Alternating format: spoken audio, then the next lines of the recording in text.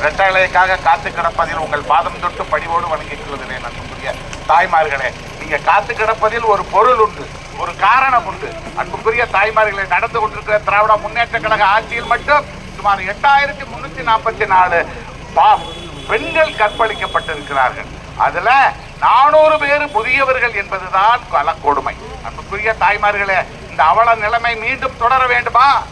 இந்த அவல நிலையை அழித்து ஒழிக்க வேண்டுமானால் நீங்க செய்ய வேண்டியது அண்ணா திராவிட முன்னேற்ற கழகத்துக்கு இரட்டை இலையில் வாக்களிங்கள். அன்புக்குரிய சகோதரிகளை, நீங்க எல்லாம் நினைத்த இந்த இருக்கிற விளாத்தி குளத்துல போய் ஒரு 17 வயசு பொண்ணு காலை கடன் கலைக்கு போகும்போது கழுத்தறுத்து கற்பழிக்க கொள்ளுகிற கொடுமை இந்த திமுக ஆட்சியில் நடந்து கொண்டிருக்கிறது. அன்புக்குரிய தாய்மார்களே, நீங்க தான் யோசிக்க வேண்டும்.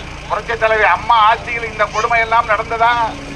மீண்டும் அம்மா ஆட்சியை கொண்டு வர வேண்டும் என்றால் நீங்கள் இரட்டை இலை சின்னத்தில் வாக்களியுங்கள். அன்புக்குரிய தாய்மார்களே, நீங்க இரட்டை இலை சின்னத்தில் வாக்களித்தால் ஒவ்வொருவருக்கும் காங்கிரீட் வீடு இலவசமாக கட்டித்தரப்படும்.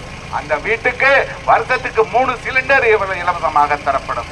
மேலும் அவங்க வீட்டுக்கு குளிர்சாதன பெட்டி, நீங்க வைக்கிறீங்கல்ல கருவாட்டு குழம்பு மாவு, அரைக்கிற தோசை மாவு, அதை வச்சு 10 நாளைக்கு சாப்பிட்டுக்கலாம்.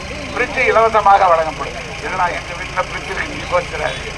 ஆக ஒவ்வொரு வீட்டுக்கும் ஒவ்வொரு பெண்களுக்கும் 2000 ரூபாய் மாத உதவித்தொகையாக வழங்கப்படும். 10,000 ரூபாய் இனமாக வருஷத்துக்கு வழங்கப்படும்.